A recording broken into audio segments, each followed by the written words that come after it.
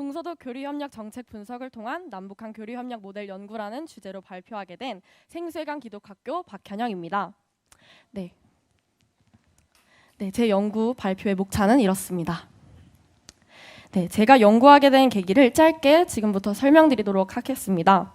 네, 보시는 다음의 문구와 같이 남과 북은 상호간 진정한 이해를 뒤로한 채 각자의 기준에만 부합한 통일론을 지향하고 있습니다. 양측이 고수하는 이러한 입장 차이로 인해 통일을 위한 무언가를 더 시도할 수도 없이 교류와 협력은 어느새 끊기게 되었고 더 이상 진전되지 못하고 있는 것이 지금의 안타까운 현실입니다. 따라서 저는 이러한 답답한 현실에 의문을 갖고 보다 더 나은 교류와 협력의 방식은 무엇인지, 어떻게 하면 조금이나마 남북의 상처 없는 통일을 이룰 수 있을지 고안하고자 이 연구를 시작하게 되었습니다. 따라서 저는 먼저 과거 우리와 비슷했던 역사를 갖고 있는 독일 통일의 사례를 분석한 후 남과 북의 통일과 관계 개선에 대한 작은 방향성을 찾고 지원해 보고자 합니다. 먼저 동서도 교류협력 중심에서 본 통일 역사를 살펴보도록 하겠습니다. 독일 통일의 역사는 보시는 바와 같이 크게 4번에서 5번에 걸쳐 이루어졌습니다. 분단 이후 서독은 빠른 통일을 위해 힘의 의위를 근거로 한 할슈타인 정책을 펼쳤으나 오히려 베를린 분단이라는 뼈아픈 결과를 낳게 되었고, 이에 서독은 당시 수상이었던 빌리 브란트를 위시한 새 정책인 바로 신동방 정책을 펼쳤습니다. 기존 방식의 정책과는 다르게 화해와 협력 그리고 교류 중심의 동방 정책을 펼치며 차츰 동독과의 관계를 개선해 나갔고, 이러한 화해 정책에 힘입어 1972년 동독과 서독은 동서독 기본조약을 체결하게 됩니다. 동서독 기본조약 체결을 시작으로 동독과 서독의 교류 협력은 확대되었습니다. 네, 보시는 바와 같이 이렇게 단계적이고 지속적으로 계속된 교류와 협력을 토대로 결국 독일은 1990년 10월 3일 아름다운 통일을 맞이하게 됩니다. 독일이 통일을 이루기까지의 그 토대가 되었던 동서독 교류에서의 특징은 바로 대가 지급의 형식이었습니다. 뭔가 무조건적인 지원이나 동독에서 서독 또는 서독에서 동독의 일방적인 지원이 아닌 주고받는 형식의 조건성을 갖고 교류 협력이 진행이 되었습니다. 또한 많은 분야 중에서도 특별히 경제, 사회, 문화 부분의 교류 협력이 매우 활발하게 이루어졌습니다. 네, 다음으로는 이러한 교류 협력의 실질적인 사례들을 말씀드리며 남북한의 사례와 비교해 보도록 하겠습니다. 먼저는 동서독 교류 협력 사례인 재정 지원입니다. 당시 동독은 외환 위기로 인해 발생한 체제 안정 문제를 해결하기 위해 서독에게 차관을 요청했습니다. 이에 서독은 동독에게 조건을 걸고 차관을 제공했습니다. 이렇게 교류 협력이 이루어졌고, 다음으로는 행정사법 공조입니다. 동독과 서독은 1972년 동서독 기본조약 체결이라는 위대한 행정적 성과를 이뤘으나 사법 분야의 공조는 원활하게 이루어지지 못했습니다. 그 이유는 저기 보시는 바와 같이 근본적으로 상이성을 띈 법률 제도와 법률 정책의 견해, 그리고 법률 정책을 바라보는 그 견해에 큰 간극이 존재했기 때문입니다. 또한 종교, 특별히 교회 분야에서는 서독의 주체로 동독과 함께하는 종교 대회를 개최해 분단으로 인해 양측 간 팽배했던 경직성을 오히려 해소시켰고 동서독 간의 공통성을 유지했습니다. 네.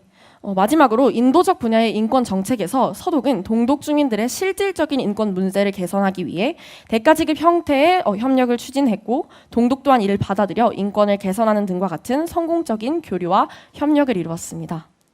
네. 이처럼 동서독은 단계적이고 매우 지속적으로 교류 협력을 이루었는데요. 더불어 정부의 주체보다는 민간 중심의 참여와 지지, 적극적인 주도를 바탕으로 교류와 협력을 추진함으로써 정말 아름다운 통일을 이룰 수 있었습니다. 그렇다면 남과 북은 어떨까요? 네, 먼저는 남북의 개성공단 건설입니다. 현대와 북한의 합의서 체결로 시작된 개성공단은 2006년 완공하고 2008년 5월까지 약 3억 7천만 달러의 제품을 생산하는 등 협력을 통한 남북의 경제적 교류를 이루어냈습니다. 더불어 사회 분야의 대북 지원을 통해 북한의 경제난을 해결할 수 있도록 남한이 도왔으며, 처음에는 무상지급의 형태의 지원이었으나 2000년대 이후부터는 차관 방식의 형태를 택해 지원했습니다. 네.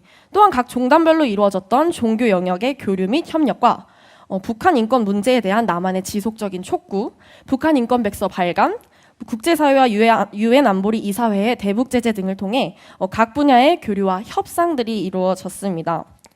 그러나 이러한 남북 관계를 지속하기에는 몇 가지 한계점이 존재했습니다. 먼저는 정치적, 군사적 이념의 대립으로 인해서 이 교류와 협력을 활발하게 지속할 수 없었고, 교류와 협력을 진행하고 추진하는 데 있어 이 교류와 협력을 바라보는 북한의 소극적인 태도와 무엇보다 상호 간의 진정한 이해를 바탕으로 이루어져야 하는 교류와 협력의 이해가 매우 부족했습니다. 뭔가 가시적인 이해가 아닌 서로에 대해 더 실제적인 부분을 이해하지 못했기에 교류와 협력의 확대가 더 발전되지 못했다는 것이 한계점이었습니다. 또한 문제점도 있었는데요. 보시는 바와 같이 남북관계의 교류 협력을 지속하기에는 여러 문제점들도 있었습니다. 그중 가장 큰 문제는 바로 여긴 나와 있지 않지만 민간 중심이 아닌 정부 중심의 교류 협력 정책이었다라는 점이었습니다. 사실 정부 주체보다 사회와 각 민간의 영역들이 많은 영향을 미쳤던 독일과는 다르게 남과 북은 민간 중심적인 정책들보단 정부 중심의 정책들이 계속해서 이루어졌기에 보다 더 활발한 교류를 이어갈 수가 없었습니다. 따라서 저는 민간 중심의 정책, 가장 궁극적으로는 민간의 사회 참여 지지를 바탕으로 한 교류와 협력, 더 나아가 통일이 이루어져야 한다고 판단하였고, 이에 민간 교류 활성화를 통해 좀 더 다변화된 모델로서 한 북한 전문 연구가가 제시한 4통길 모델을 채택하여 민간 중심적인 통일 방안을 고안해 보았습니다. 그럼 여기서 대안 및 방안을 설명드리기 앞서 4통길 또는 4통통길이 무엇인지 말씀드리고자 합니다. 4통통길이란 사방이 막힌 한반도에 통인, 통신, 통상, 통영의 4방의 길을 내고 하나 되게 하는 통일 사역을 말합니다. 여기서 통인이란 만나서 하나 되는 통일을 말하며, 통신은 매체를 통해 이루는 통일, 통상은 지원 또는 원조를 통해 이루는 통일, 마지막으로 통영은 영적인 교통을 통해 이루는 통일입니다. 그렇다면 구체적으로 어떻게 이 4통길에 의거하여 민간의 참여와 지지를 유도할 수 있는지 말씀드리도록 하겠습니다. 먼저는 통인의 영역입니다. 여러 상황으로 인해 북한과의 교류가 끊긴 현 시점, 남북의 교류와 협력을 다시 재개하는 것은 매우 어려운 일입니다. 더군다나 뭔가 직접적인 만남의 길을 모색하여 통일을 지향하는 것은 아주 큰 한계를 지니고 있습니다. 그러나 남한은 북한 이탈 주민을 통해 통일을 이룰 수 있습니다. 실질적으로 할 수 있는 북한 이탈 주민들과의 만남의 장을 열어 서로 소통하며 부족했던 상호 간의 이해를 회복하고, 남한 문화에 동화되어 가며 어려움을 겪고 있는 북한 이탈 주민들을 통해 다시 북한 고유의 문화를 되살리고 함께 수용하고 교류하며 건강한 파트너십을 통한 통일의 길을 우리가 함께 모색할 수 있습니다. 이와 더불어 통일 사역을 할 때 무엇보다 가장 중요한 것은 바로 북한 이탈 주민들을 향한 사회적 지지와 위로, 그리고 격려입니다. 작은 소망을 갖고 억압으로부터 자유를 얻고자 목숨 바쳐온 그들에게, 가족과 친구 하나 없이 외로움을 견딜 그들에게 우리가 함께 친구가 되어주고 지지해줄 때 비로소 통일을 위한 진정한 우리는 한 발짝을 내디딜 수 있습니다. 다음은 통신과 통상입니다. 먼저 통신은 크게 두 가지로 나뉘어질 수 있는데요. 먼저는 USB나 CD, DVD 등 같은 매체들을 통한 통신입니다. 북한 내 이것들을 직접 밀반입시켜 복음을 전파하거나 한국의 문화를 알리는 등 직접적인 전달 방법이 있으며, 반대로는 우회적인 방법이 있는데요. 우회적으로는 남한에 먼저 북한의 문화와 실태를 알리고 전달할 수 있는 유튜브와 미디어, 매체들을 통한 전달 방법이 있습니다. 이러한 전달 방법을 통해 북한 내부와 남한의 통일과 교류 협력에 대한 참여와 지지를 더욱더 증대시키고 확대시킬 수 있습니다. 또한 통상의 영역으로는 구체적인 명칭을 언급해 드릴 수는 없지만 자체적인 북한 선교 NGO 단체 또는 정부와 협력하여 북한을 지원하는 NGO 단체들을 통해 교류와 협력의 길을 모색할 수 있습니다. 다만 이는 정치적, 군사적 상황에 많은 영향을 받는 정부와 교류, 그리고 협력으로 인해 중단될 수 있다는 한계가 존재합니다. 마지막은 통영입니다. 보시는 바와 같이 분단 이후 남한은 끊임없이 북한 선교와 더불어 북한을 위한 기도를 지속해왔습니다. 북한 기호회와의 지속적인 접촉을 시도하기도 하고, 북한 인권에 관심을 가지며 북한 인권 사역을 하기도 하는 등 북한을 위한 기도와 선교는 지속적으로 이루어졌습니다.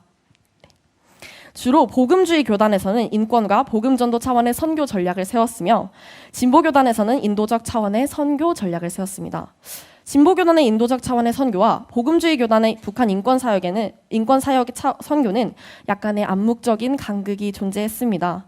그러나 지금까지 이러한 간극을 좁히지 못하고 있는 것이 참 안타까운 현실입니다.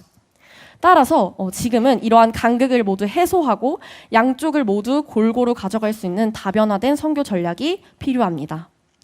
이러한 다변화된 선교 전략을 펼치기 위해서는 앞으로 통일을 고대하며 이어나가야 하는 다음 세대의 역할이 필요합니다. 더 이상 고착화되어 있는 통일론, 어떤 실체 없는 북한에게 외치는 남한만의 통일론이 아니라 시대를 읽고 시대적인 북한 선교 전략과 통일론을 모색하고 인도적 차원의 선교와 인권사역의 간극을 줄이는 방안을 모색하는 다음 세대의 역할을 우리는 그 다음 세대들에게 상기시켜 주어야 하며 그들에게 역할과 책임을 부여해 주어야 합니다. 뿐만 아니라 준비된 자들, 전 세계에서 북한을 위해 기도하고 있는 자들과 곳곳에 흩어져 있는 우리 코리안 디아스포라인들, 또한 당장 남아있는 우리 북한 이탈 주민들 마지막으로는 여전히 북한에 남아 작은 희망을 놓지 않고 하나님께 부르짖고 있는 북한의 지하교인들, 우리 북한의 지하교인들의 그루터기 신자분들의 목소리를 모아 하나의 희년의 통일 나팔로 만들어 볼 수 있는 우리 다음 세대가 필요합니다. 네, 마지막은 결론입니다. 사실 통일을 이루기 위해서는 꼭 극복해야 할 4가지 분단의 영역이 있습니다. 바로 마음의 분단과 체제의 분단, 이념의 분단과 그리고 민족의 분단입니다. 이 4가지를 모두 극복할 때 비로소 우리는 완전한 통일을 이룰 수 있습니다. 앞서 말씀드린 사통길의 통신, 통상, 통인, 통영의 모든 방안 또한 이러한 분단을 극복하는 데 사용될 수 있습니다. 그러나 현재로서는 이 모든 분단을 극복하고 초월할 수 있는 통일론은 존재하지 않습니다.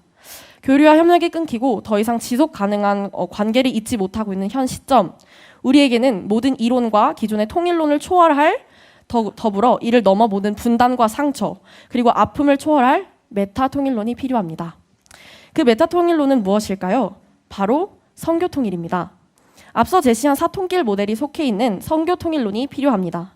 통일을 준비하는 우리는 모든 것을 초월할 그 선교 통일을 공부하고 더 깊이 탐구하며 진짜 진정한 통일을 이룰 준비를 해야 합니다. 네. 끝으로 제가 이 학술제와 제 연구를 위해 기도하며 받은 말씀을 인용하며 마무리하려고 합니다. 역대상 12장 32절에는 다음과 같이 말하고 있습니다. 이사갈 자손 중에 시세를 알고 이스라엘이 마땅히 행해야 할 것을 아는 우두머리가 200명이니 그들은 그 모든 형제를 통솔하는 자이며, 통일을 바라고 준비하는 자들이라면 그 때를 알고 그 때를 위해 전략적으로 준비해야 합니다. 본문의 말씀에 아주 소수였지만 매우 강했고 모든 어떤 지파의 우두머리였던 이사갈 자손처럼 하나님의 때를 알고 시세를 알며 마땅히 행해야 할 것을 판단하여 준비할 때와 더불어 하나님의 마음을 구하며 우리는 통일의 때를 위해 기도하며 나아갈 때 언젠간 다시 올 그날, 그 통일의 본비를 맞으며 진정한 하나님 안에서의 연합된 통일을 이룰 수 있을 것입니다. 먼저는 이 자리에 오신 여러분들이 그 선두주자이시며 이사갈 자손과 같이 하나님의 마음을 알고 시세를 아는 택하심을 입은 분들이십니다.